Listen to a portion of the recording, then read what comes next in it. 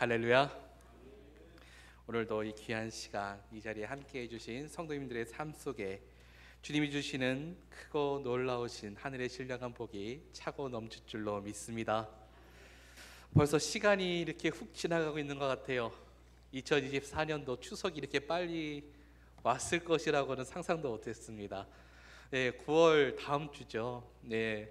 보통은 9월 마지막 주 아니면 10월쯤에 있었던 추석인데 올해는 유난히 빨리 온 것 같은 이 추석을 바라보면서 올 한 해도 이렇게 또 지나가고 있구나. 또 하늘을 바라보면서 올 한 해는 농작물이 어떻게 잘 여물까라고 생각을 했는데 그런 걱정할 필요도 없이 하나님이 너무나도 좋은 햇살을 지금 우리나라에 부어주고 계십니다. 이대로만 정말로 계속 시간이 흐른다면은 오곡백과가 얼마나 풍성하게 열릴지 또한 기대가 되는 한 해이기도 한데요. 이러한 시간과 한 해를 주신 우리 하나님 아버지 앞에 영광 올려드릴 수 있는 우리 성도님들 되어주시기를 바랍니다. 무엇보다도 우리 터치 153 새생명축제 우리 계속해서 진행해 나가고 있죠. 오곡백과가 정말로 여물어 가듯이 우리의 신앙의 성숙도 또한 그렇게 익어가야 될 텐데 그 열매의 가장 아름다운 것이 무엇이냐? 바로 영혼을 주님 앞에 인도하는 것이 아닐까, 그렇게 저는 믿습니다. 우리 성도님들께서 최선을 다해서 우리 아름다운 새생명 축제에 함께해 주시고 우리 사랑하는 이들이 또한 주님 앞에 온전히 인도받을 수 있는 그러한 아름다운 장이 되어줄 수 있도록 기도하시면서 계속 준비해 나아갈 수 있으시기를 바랍니다. 어떻게 보면 그것이 우리 주 예수 안에서 살아가는 삶이 아닌가 생각이 되어집니다. 오늘 제목이 주 예수 안에 거하라이죠. 요한 사도는 여러 번 안에 거하라라는 오늘 본문 24절부터 29절까지의 말씀 안에 여러 번 이야기합니다. 너희 안에 거하게 하라. 너희 안에 거하면 계속해서 거하라 이야기하고 있는데 우리가 예수님 안에서 살아가는 것이 무엇일까요? 선하고 아름답게 말씀을 지키면서 살아가는 것 또한 우리의 삶의 아름다운 삶인 줄로 생각이 되어지지만 그것이 우리의 삶 가운데 나타나여지고 드러나게 되는 현상으로서 보여지게 되는 것은 전도가 아닐까 생각이 되어집니다. 믿으시죠? 어렵죠. 전도 쉽지 않아요.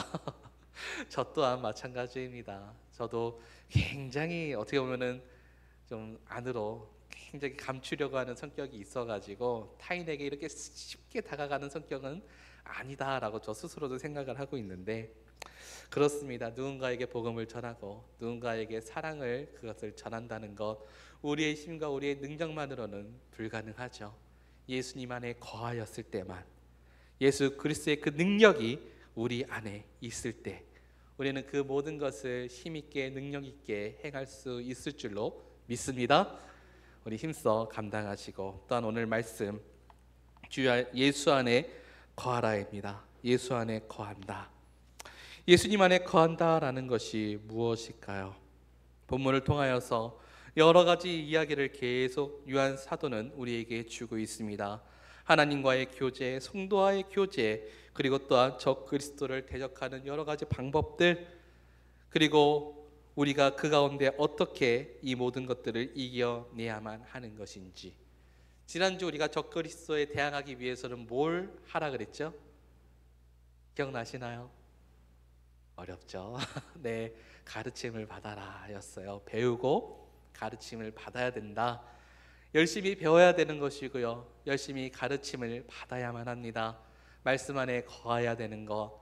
하지만 아무리 배우고 아무리 많은 것을 알고 있어도 세상의 유혹은 작지가 않습니다.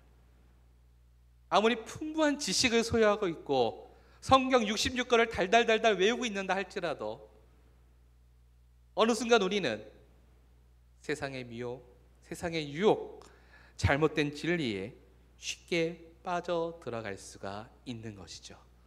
이것은 누구에게나 마찬가지입니다.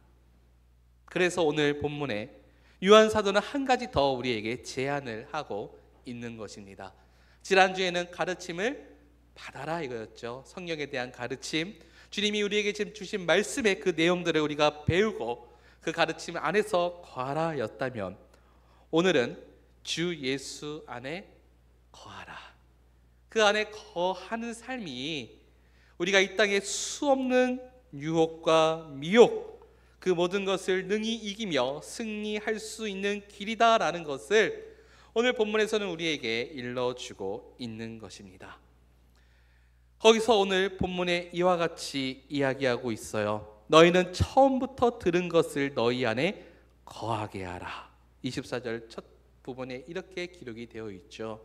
너희는 처음부터 들은 것을 너희 안에 거하게 하라. 자, 여기서 처음부터 들은 것은 무엇일까요? 무엇을 들으셨어요? 무엇을 듣고 이 자리에 다 나오셨나요? 이 자리에 계신 성도님들께서 처음 들은 내용이 무엇인가요? 무엇을 들으셨죠? 복음이에요. 맞아요. 복음. 복음입니다. 좀 풀어 얘기하면 기쁜 소식이죠. 복된 소식, 기쁜 소식. 그것이 복음인데 이 복음의 주요 내용, 예수 그리스도로 말미암아 우리의 모든 죄가 사함을 받았다. 믿으시죠? 이것이에요. 처음 들은 내용이 뭐예요? 어렵게 생각하지 마세요. 너무 어렵게 생각하다 보면요, 우리가 수없이 이상한 구렁텅이에 빠져들게 돼요. 계속해서 뭔가 살이 붙어버리고요, 뭘 해야 될 것만 같고요, 뭔가를 내가 어떻게 해야 될 것만 같은 그런 강박관념에 사로잡히게 되는데, 우리에게 처음 주신 진리는 단 하나입니다. 예수 그리스도를 믿어라.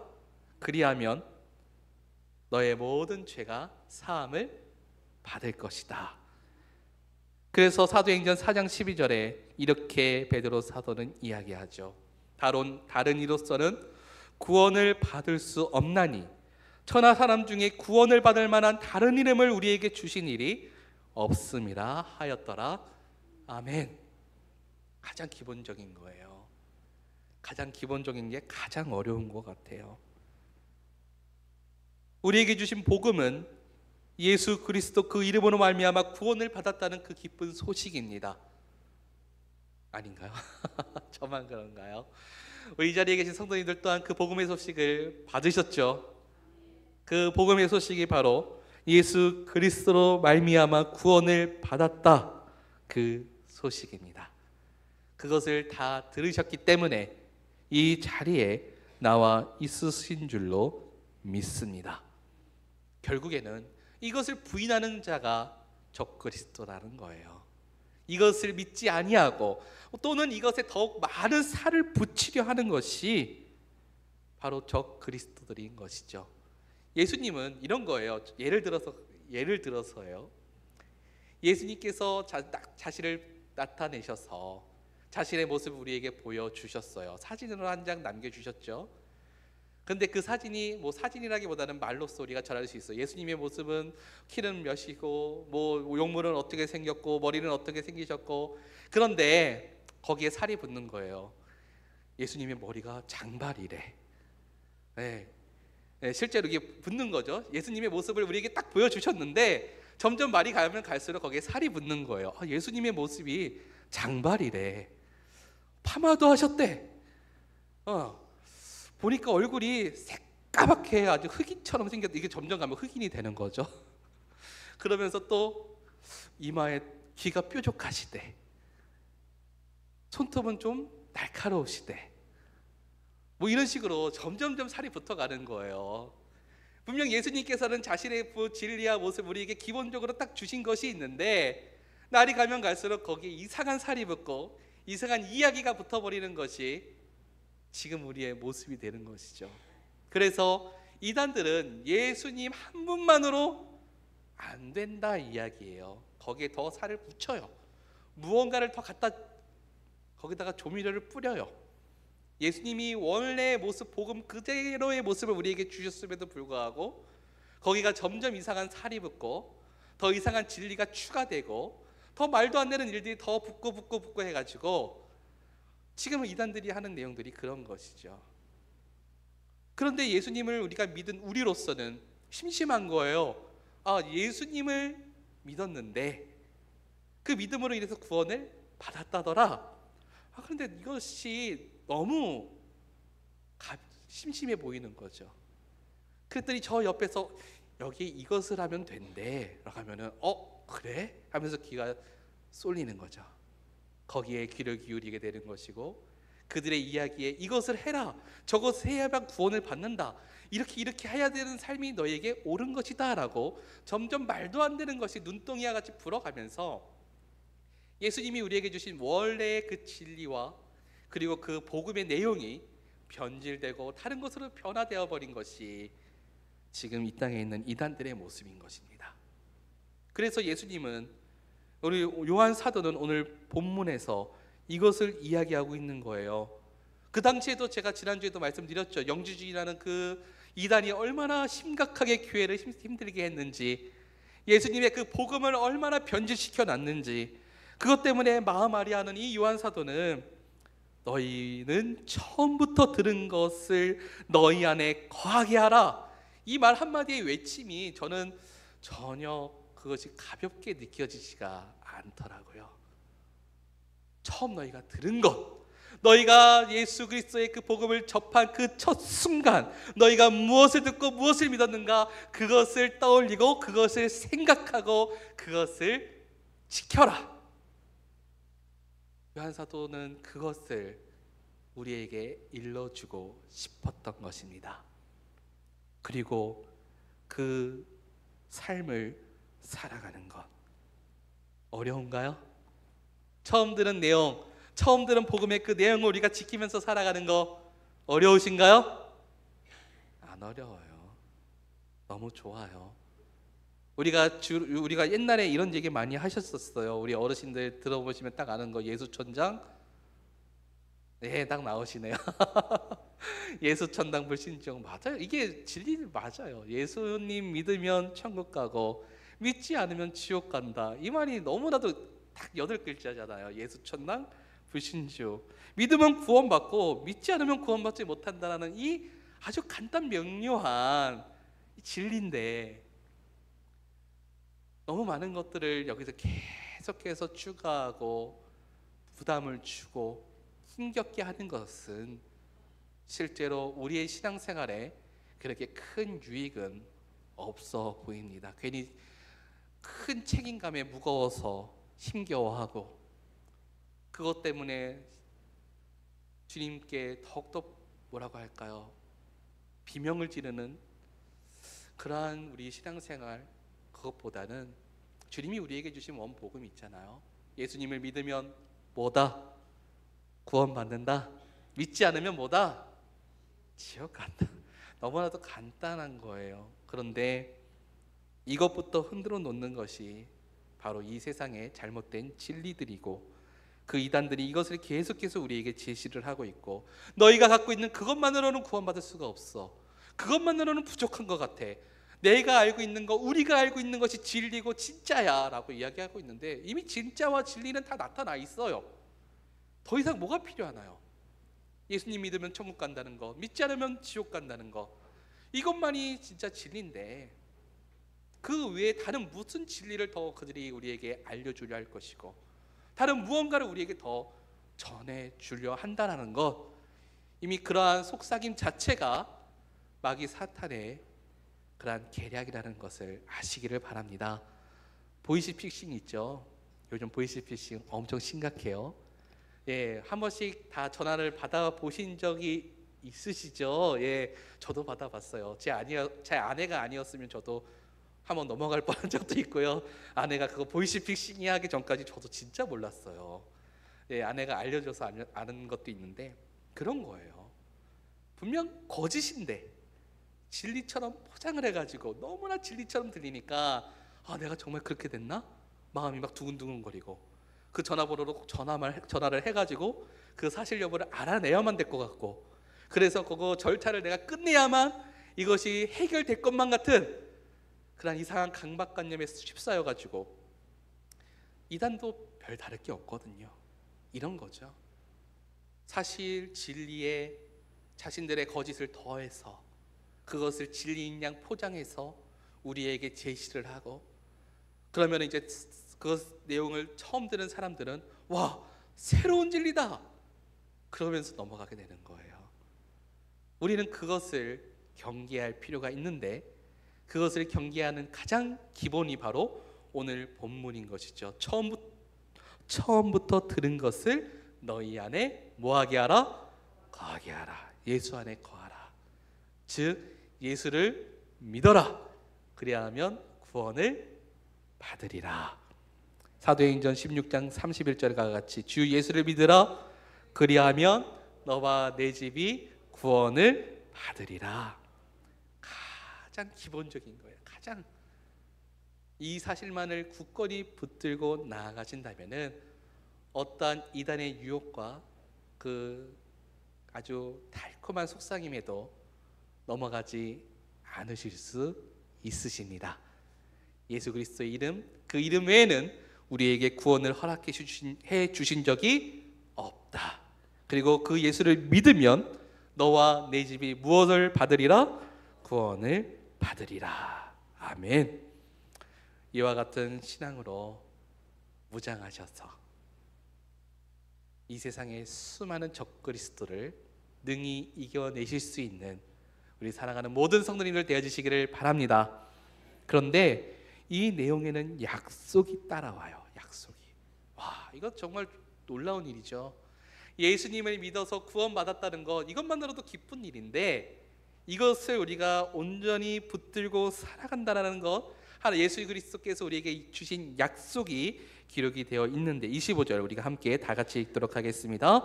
다 같이 읽습니다. 그가 우리에게 약속하신 것은 이것이니 곧 영원한 생명이니라. 아멘. 아멘. 와, 우리에게 약속해 주신 선물이 있어요. 끝까지 예수 그리스도만 붙들고 그 구원의 확신 가운데 살아가는 이들에게 주시는 그 약속의 선물, 영생. 뭐라고요? 영생이죠. 영생이 우리는 아직은 잘 이렇게 피부에 와닿지 않으시죠. 왜냐하면 우리는 이 땅 가운데서 아직 살아가고 있고 우리의 눈앞에는 죽음이라는 것이 준비되어 있기 때문에 언젠간 우리는 이 땅에서 다 죽는구나, 그런 생각을 하실 수가 있어요. 죽음이라는 것이 우리가 한번 거쳐 지나가는 그런, 어떻게 보면은 저는 그냥 그거를 죽음을 저는 이렇게 좀 얘기를 해요. 그냥 거쳐 지나가는 하나의 행사다. 행사다. 영생은 언제부터 시작인가? 우리가 예수 그리스도를 믿고 구원받은 그 순간부터가 우리의 영생인 거예요. 이미 영생을 살아가고 계신 것이죠. 죽음, 그것은 잠깐 지나가는 거예요. 그 이후에 앞으로 영원히 펼쳐지게 될 하나님 나라의 삶을 생각해 본다면은 죽음은 우리에게 잠깐 거쳐 지나가는 그냥 간단한 연례, 그냥 행사 같은 거죠. 근데 우리는 그것을 굉장히 무서워해요. 두려워해요. 죽음 이후에, 그리고 그 삶에 대해서, 그리고 죽음이 어떠한 것인지에 대해서 많이 떨고 두려워하시는 분들이 있지만 우리가 영생을 믿으며 살아간다면, 영생이 우리 가운데 이미 있음을 믿으신다면 우리는 죽음 앞에서도 담담해질 수가 있습니다. 많은 믿음의 선배들이 죽음 앞에서 거침없이 예수 그리스도의 이름을 부인하지 아니하고 증언할 수 있었던 이유가 바로 여기에 있었죠. 순교자들, 저는 생각을 해봐요. 내가 과연 순교의 그 자리에서 너가 예수 그리스도를 부인하면 살려줄 것이고 그렇지 않으면 죽을 것이다 라는 그 입장 앞에서 우리는 당당하게 나는 믿습니다라고 그것을 택할 수가 있을 것인가? 실제로 역사 속에서는요, 그것을 선택하고 순교한 사람보다 배교한 사람들이 훨씬 더 많습니다. 실질적으로 그래요. 생명이, 목숨이 아깝고 죽음이 무서워서 그 두려움에 많은 이들이 배교하고 떠난 것도 사실이지만 그렇지 아니하고 끝까지 그 순교의 자리에 힘써 나아가셨던 분들이 있었습니다. 그들이 이처럼 그 자리에서도 믿음을 잃지 않고 자신이 믿은 예수 그리스도의 그 이름을 부인하지 아니하고 끝까지 나아갈 수 있었던 그 이유가 무엇이었냐면 바로 이 약속된 영생이 우리 가운데 있었기 때문입니다. 믿으시죠? 많이 힘드신 것 같은데 영생은 우리에게 이미 주어져 있습니다. 두려워하지 마세요. 이미 영생은 내 거예요. 그러면 한번 생각해 보신 적 있으신가요? 영생 이후의 삶은 어떤 것인지. 지금처럼 진짜 이렇게 고생하고 힘겹게 정말로 궁상맞게 또는 질병 속에서 또는 여러 가지 삶의 고뇌 속에서 이런 영생이라고 하면은 너무 힘들 것 같죠. 그런데 성경에서는요, 이러한 것을 우리에게 이야기하고 있지 않습니다. 영생 이후의 삶, 요한계시록 21장에 분명히 기록이 되어 있어요. 제가 한번 말씀을 펴서 읽어드리도록 하겠습니다. 자, 여기 뭐라고 기록되어 있나? 4절에 이렇게 기록되어 있어요. 모든 눈물을 그 눈에서 닦아주시니 다시는 사망이 없고 애통하는 것이나 곡하는 것이나 아픈 것이 다시 있지 아니하니니 처음 것들은 다 지나갔음이로라. 아멘. 쉽게 말하면 이 땅에서 겪게 되는 모든 환난과 고통, 역경 이런 것들이 다 없는 곳이다. 주님은 그것을 우리에게 영원한 삶, 영원한 생명을 주시는 그 장소에 준비해 두고 계시다는 것을 우리에게 이미 알려주고 계시는 것입니다. 종종 그런 생각을 저는 그냥 좀 사색을 많이 하거든요. 성경을 읽다가 그냥 혼자 생각에 푹 잠겨요. 영생 나에게 주어지면 어떤 삶을 살까? 한번 생각해 보신 적 있으세요? 영생이에요. 끝이 없어요. 이제 뭐 끝이라는 것을 더 이상 이제는 볼 수 없는 아주 영원한 시간의 흐름 속에서는 정말로 끝이 없는 그러한 시간 속에서 우리 성도님들이 살아가신다면은 뭘 하고 싶으세요? 이렇게 뭐 100년 이내에 살아가는 삶이 아니에요. 이 땅에서 고생하면서 힘겹게 먹고 살기 위해서 살아가는 그러한 삶이 아닌 것이죠. 영원이에요. 영원히. 정말로 영원이라는 것은 우리가 경험해 보지 못했기 때문에 그것에 대해서 어떻게 생각하실지는 모르지만 저는 감동되고 벅차더라고요. 와, 영원한 삶이에요. 영원한 삶. 무엇도 걱정할 것이 없는 하나님이 주시는 영원한 시간 속에서 영원한 삶, 그것을 앞으로 살아가게 될 것인데 뭘 하실 건가요? 라는 생각을 저는 합니다. 뭘 할까? 내가 하고 싶었던 일이 뭐가 있었을까? 어떤 것을 주님께서는 그 세상 가운데 펼쳐놓고 계실까? 우리가 지금까지 보고 듣던 거 이거는 죄악된 세상 속에 갇혀져 있는 것들인데 이것을 벗어난 완전하신 하나님의 세상 속에서는 우리는 과연 어떠한 모습으로 어떠한 시간 속에서 어떠한 생각과 어떠한 생활을 하면서 살아가게 될 것인가? 그것을 생각할 때면은 그냥 저 혼자 그냥 수많은 생각을 하면서 굉장한 그 뭐라 할까요? 벅찬 감동 그리고 여러 가지 그 기대되는 마음 그런 것들이 막 떠오르게 되는데 영생은 바로 그런 거예요. 영생. 우리에게 주시겠다 약속해 주신 영생은요. 그냥 우리가 영생이다 이렇게 그냥 생각하지 마세요. 영생 그냥 영원한 삶인 거예요. 영원한 삶. 영원히 끝도 없는 하나님께서 베풀어 주신 천지 만물은 이 지구라는 이 행성 하나에 속한 것이 아니라 우리가 하늘을 우러러 보는 저 우주에 있는 모든 별과 별들 저 수없이 끝없이도 펼쳐져 있는 우주를 하나님께서는 우리들에게 주실 것인데 성도님들은 영원히 그 안에서 어떻게 살아가실 건가요? 영생은 그런 겁니다. 생각해 보세요. 엄청난 거예요. 그냥 우리가 이 땅에서 하루하루 먹고 살기 위해서 힘쓰고 애쓰는 거, 이 땅에서 살아가기 위해서는 어쩔 수 없어요. 우리가 힘쓰고 애쓰고 땀 흘려야 되죠. 정말 힘써서 일을 해야만 됩니다. 물론 그 가운데서 아픈 것도 있고요, 가슴 아픈 일도 있고요, 눈물도 흘리겠고요, 여러 가지 일들이 우리 삶 가운데 있겠지만 하나님의 나라는 그런 것이 아니거든요. 그 영생을 우리에게 약속해 주셨다는 거예요. 너무나도 큰 은혜입니다. 너무나도 큰 선물이고요. 우리가 다 우리의 모든 것을 다 드려도 갚을 길 없는 그러한 선물인 거예요. 영생은 실제 그렇습니다.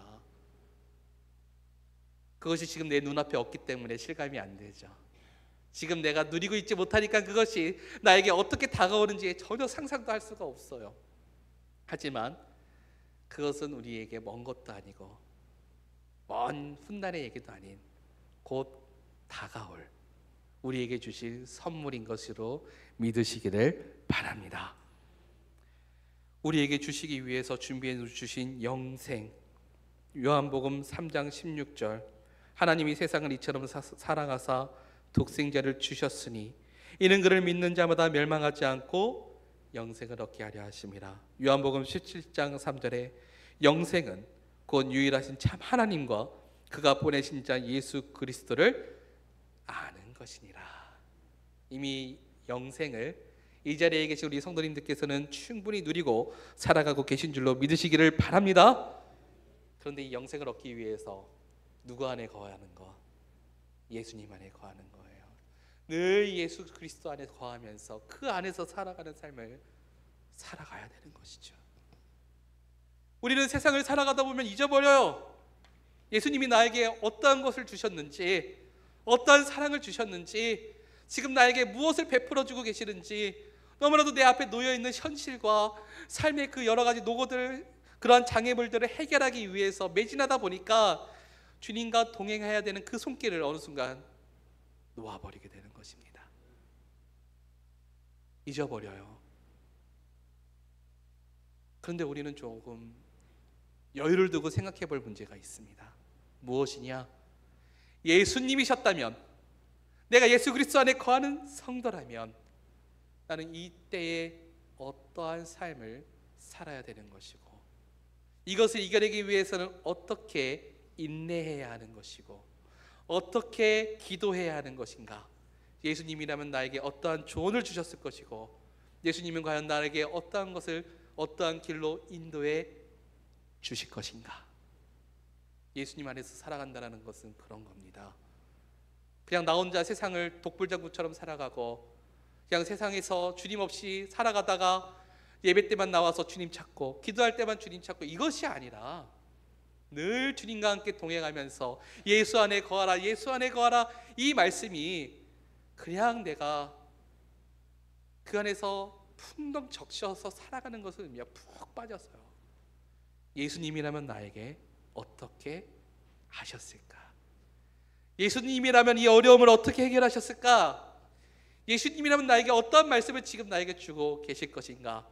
나는 어떻게 주님을 향한 그 믿음을 더욱더 굳게 세울 것이고, 주님과 함께 동행하는 삶을 어떻게 더욱더 살아가야만 하는 것인가? 문제를 두고 내가 그것을 위해서 나 혼자만의 지혜로 생각하는 것이 아니라 주님을 앞에 기도를 하면서 그것을 늘 생각하고 기도하고, 그리고 주 안에서 동행하는 삶을 살아가는 것이 예수 안에서 살아가는 성도의 삶이 되는 것입니다. 예수 안에 거한다는 것, 예수 그리스도 안에 거하는 삶을 살아간다는 것, 이 자리에 계신 우리 사랑하는 모든 성도님들께서 그와 같은 삶의 자리에 늘 나아가시기를 바랍니다. 정말로 중요한 거예요. 그 안에서 능력이 있어요. 그 안에서 역사가 일어나요. 그 안에서 주님의 놀라운 손길이 우리의 삶 가운데 충만히 임하게 되는 것이죠. 오늘 오전에 담임 목사님께서 베드로와 요한이 성전 미문에 앉아있는 그 안진뱅이, 저는 못 일어나겠을 것 같아요. 그런 믿음이 저에게 과연 있을 것인가? 어떻게 그를 일어나 걸으라, 와, 그 한마디가 어찌 그들은 그렇게 나올 수가 있었을까? 물론 성령 충만한 그들의 삶이 있었겠죠. 예수 안에 거하는 그들의 노력도 있었겠죠. 여러 가지 그런 많은 요소들이 그 삶 가운데서 주님이 무엇보다도 주님 제자, 주님의 그 살아계심과 그 승천하신 그 모든 역사를 본 그 굳은 믿음 또한 한몫했다고 보긴 하지만, 안진뱅이에요. 40살이 넘었어요. 그를 바라보면서, 그를 주목하여 바라보면서 일어나 걸어라, 그런 믿음이 어떻게 그들의 삶 가운데, 그들의 믿음 가운데 있었을까? 우리 성도님들 만약에 누가 안진뱅이가 우리 맨날 거기 예배당 앞에 맨날 와가지고 구걸하고 있는데 가서 일어나 걸으라 하실 수 있으세요? 말은 할 수 있지만 그 능력이 그 가운데 일어나게 하실 수가 있으시겠냐는 말이죠. 저도 굉장히 스스로가 생각하기에는 믿음이 없다라고 생각이 되어지는데 정말 쉽지 않은 일입니다. 그들이 그렇게 할 수 있었던 이유가 무엇인가? 예수 그리스도 안에서 늘 살아가기에 힘썼고, 성령의 능력과 권세 안에서 늘 충만하기에 힘썼고, 늘 기도하기에 앞장서 나아갔던 그들이었기 때문에 그러한 놀라운 역사가 그들의 삶 가운데 일어났습니다. 우리 성도님들의 삶 또한 그렇지 않을까요? 예수 안에 거하는 것, 성령 안에 충만한 삶을 살아가는 것, 그것을 위해서 늘 기도하는 것을 멈추지 아니하는 삶을 힘써 살아가는 것, 그 삶을 살아가는 성도의 삶 가운데 하늘에 계신 하나님의 놀라우신 능력과 역사가 충만히 일어나게 될 줄로 믿습니다. 그렇게 준비된 삶을 하나님께서는 들어 쓰시고요, 그런 삶을 통하여서 더욱더 크게 역사하시고, 그런 사람이 또한 그런 성도가 나가서 정말 길거리에서 전도를 하였을 때도 많은 사람들이 마음을 변하여서 돌아오게 되는 역사 또한 일어나게 되는 것입니다. 우리도 준비해야 됩니다. 소리가 더 작아지셨어요. 우리도 준비해야 됩니다. 네, 그러한 준비에 앞장서시면서 늘 예수 안에 거하고, 늘 그가 주시는 약속의 그 영생을 우리 마음 가운데 깊이 새기고, 그가 주시는 성령의 능력과 권세 또한 그것을 또한 늘 받고 충만한 삶을 살아가기 위한 기도, 그것을 끊임없이 붙들고 살아 나아가시는 가운데 하나님이 주시는 놀라운 역사가 우리 사랑하는 동성교회와 모든 성도님들의 삶 가운데 충만히 일어나게 될 줄로 믿습니다. 기도하겠습니다.